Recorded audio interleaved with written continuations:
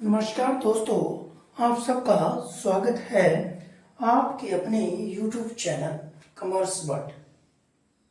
Departmental exam के segment को आगे बढ़ाते हुए आज हम जिस टॉपिक के ऊपर चर्चा करेंगे वह है new syllabus for financial administration paper. जैसा कि अपने पिछले वीडियोज़ में हमने चर्चा की थी कि प्रत्येक गवर्नमेंट एम्प्लॉइज को प्रमोट होने के लिए कंसर्न डिपार्टमेंट का डिपार्टमेंटल एग्ज़ाम क्लियर करना होता है और वह क्लियर करने के बाद ही वह हायर पोस्ट पर प्रमोट हो सकता है। तो जब हम डिपार्टमेंटल एग्ज़ाम की बात करते हैं तो हर डिपार्टमेंट में उस डिपार्टमेंट से रिलेटेड अलग अलग क्वेश्चन पेपर होते हैं या अलग अलग पेपर होते हैं, लेकिन डिपार्टमेंट चाहे कोई भी हो, इन सब डिपार्टमेंट में जो कॉमन पेपर होता है वह है फाइनेंशियल एडमिनिस्ट्रेशन का पेपर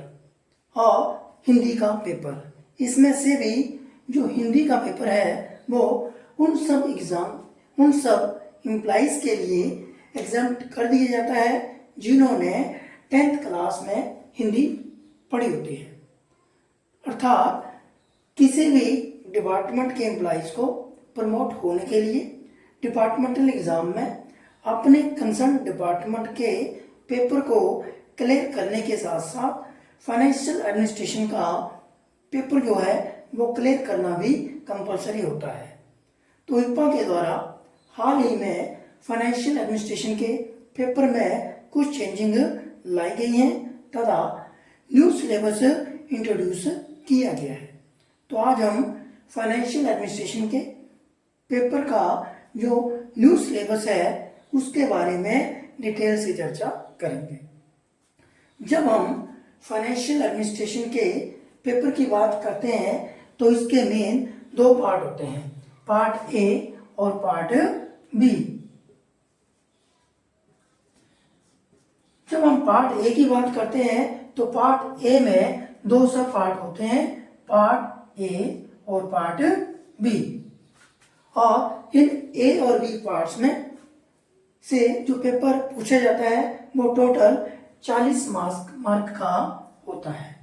और जो पार्ट बी की बात करें तो इसमें भी दो पार्ट होते हैं, पार्ट ए और पार्ट बी। इनमें से जो पेपर पूछा जाता है वो 16 मार्क्स का होता है। पार्ट ए जो है उसमें से 4 क्वेश्चन पूछे जाते हैं तथा उन 4 में से आपको 2 क्वेश्चन करने होते हैं जो कि दोनों 20-20 नंबर के होते हैं। और पार्ट बी में टोटल 6 क्वेश्चन पूछे जाते हैं तथा उन 6 क्वेश्चन में से आपको 3 क्वेश्चन कंपलसरी करने होते हैं जो कि 20-20 मार्क्स के होते हैं। तो अब हम चर्चा करेंगे फाइनेंशियल एडमिनिस्ट्रेशन के पार्ट 2 के बारे में। जैसा कि मैंने पहले ही आपको बताया कि फाइनेंशियल एडमिनिस्ट्रेशन का जो पार्ट 2 है उसमें से 6 क्वेश्चन पूछे जाते हैं जिनमें से 3 क्वेश्चन करना कंपलसरी होता है तथा प्रत्येक क्वेश्चन जो है वो 20 नंबर का होता है। तो बात करें second part of financial administration paper की, तो इसमें जो मेन कंटेंट है उनमें 12 कंटेंट शामिल किए जाते हैं जिनमें से सबसे पहले हमारे पास फंडामेंटल रूल कि फाइनेंशियल एडमिनिस्ट्रेशन से रिलेटेड फंडामेंटल रूल्स क्या है तथा उन्हें किस ढंग से लागू किया जाता है। सेकंड है हमारे पास HP फाइनेंशियल रूल 2009, अर्थात फाइनेंशियल रूल से रिलेटेड हिमाचल प्रदेश सरकार की गाइडलाइंस क्या है तथा उन्हें धरातल पर फाइनेंशियल एडमिनिस्ट्रेशन करते समय कैसे इम्प्लीमेंट किया जाता है। थर्ड है हमारे पास RTA एक्ट 2003, अर्थात राइट टू इंफॉर्मेशन एक्ट। इसमें अगर कोई विभाग से संबंधित सूचना प्राप्त करता है तो उसके रूल एंड रेगुलेशंस क्या है, उनके बारे में डिटेल से पूछा जाता है। थर्ड है हमारे पास ट्रैवलिंग अलाउंसेस, अर्थात जब कोई गवर्नमेंट एम्प्लॉय किसी गवर्नमेंट काम को करने के लिए अपने लोकल स्टेशन से बाहर ट्रैवल करता है तो उसके उस ट्रैवलिंग के दौरान जो खर्चा होता है, चाहे वो उसके रहने का खर्चा हो या आने जाने का खर्चा हो, उससे रिलेटेड रूल एंड रेगुलेशंस क्या हैं, उनके बारे में पूछ लिया जाता है। फिफ्थ है हमारे पास लीव ट्रैवल कंसेशन रूल, अर्थात LTCA, अर्थात जब कोई गवर्नमेंट एम्प्लॉइज एक निश्चित समय के बाद सरकारी सर्विस में रहते हुए रिक्रिएशनल एक्टिविटीज के लिए अपने होम स्टेशन से बाहर ट्रैवल करता है तो वह उसके दौरान जो खर्चे उसके होते हैं उन खर्चों को कैसे क्लेम कर सकता है, तथा एक DDO LTCA से रिलेटेड जो भी एक्सपेंडिचर्स है उनकी सैंक्शन देते समय किन किन रूल को ध्यान में रखेगा, उनसे रिलेटेड क्वेश्चन भी पूछ लिया जाता है। 6 है हमारे पास GPF, अर्थात जनरल प्रोविडेंट फंड के रूल और रेगुलेशंस क्या है, GPF का अमाउंट कैसे खोला जाता है, उसमें मिनिमम अमाउंट कितना होना चाहिए, अगर कोई एम्प्लॉइज GPF से पैसे निकलवाना चाहता है तो कितने समय में कितनी बार निकलवा सकता है, तथा उसमें सरकार की ऑब्लिगेशंस क्या है, और रिटायरमेंट के समय उसके GPF को कैसे विथड्रॉ करके उसके खाते में ट्रांसफर किया जाता है। इन सब से रिलेटेड जो रूल्स हैं वो भी डीपली हमें स्टडी करनी चाहिए, क्योंकि इनसे भी कई बार क्वेश्चन पूछ लिया जाता है। नेक्स्ट है हमारे पास पेंशन रूल, अर्थात जब भी कोई गवर्नमेंट एम्प्लॉय रिटायर होता है तो उसकी पेंशन की कैलकुलेशन कैसे की जाएगी, उससे रिलेटेड प्रोसेस क्या है और रूल क्या है, उनकी जानकारी भी हमें होनी चाहिए। नेक्स्ट है हमारे पास मेडिकल अटेंडेंस रूल, अर्थात अगर कोई गवर्नमेंट एम्प्लॉय हॉस्पिटल में एडमिट हो जाता है और उसके साथ अगर कोई उसे अटेंड करने के लिए कोई अटेंडर जाता है तो वो किस अमाउंट का किस लिमिट तक क्लेम कर सकता है,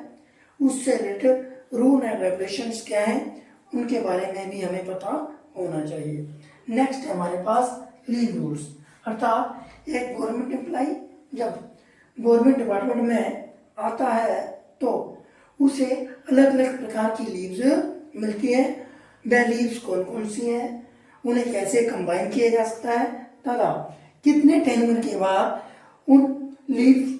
का यूटिलाइज किया जा सकता है, तथा मैक्सिमम वो लीव्स कितनी हो सकती हैं,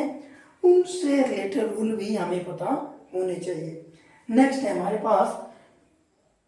benefit of the family of deceased government servant, अर्थात जब कोई गवर्नमेंट एम्प्लॉइज गवर्नमेंट सर्विस के दौरान एक्सपायर हो जाता है या अगर वो रिटायरमेंट के बाद भी एक्सपायर हो जाता है तो उससे रिलेटेड जो उसका नॉमिनी है उनके क्या राइट्स हैं तथा वह क्या क्या बेनिफिट ले सकते हैं, उनसे रिलेटेड जो रूल्स हैं उनके बारे में भी हमें पता होना चाहिए। नेक्स्ट है ज्वाइनिंग टाइम रूल, अर्थात जब कोई गवर्नमेंट एम्प्लॉइज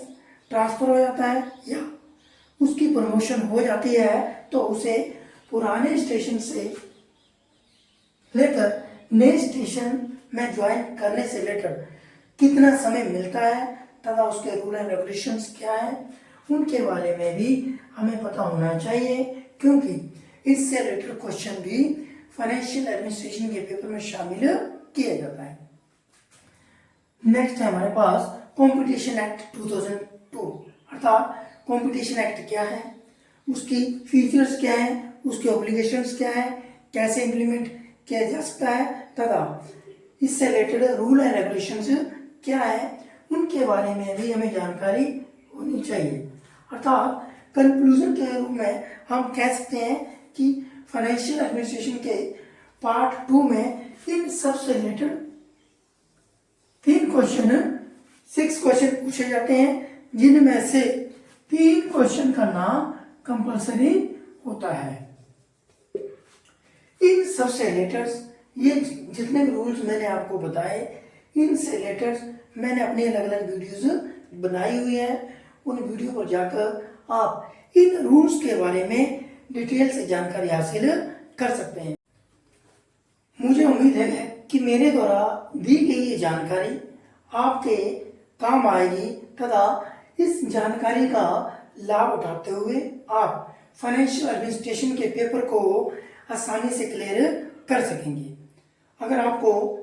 हमारी ये वीडियो अच्छी लगी है तो आप कृपया हमारी वीडियो को लाइक करें और हमारे चैनल को सब्सक्राइब करें। धन्यवाद।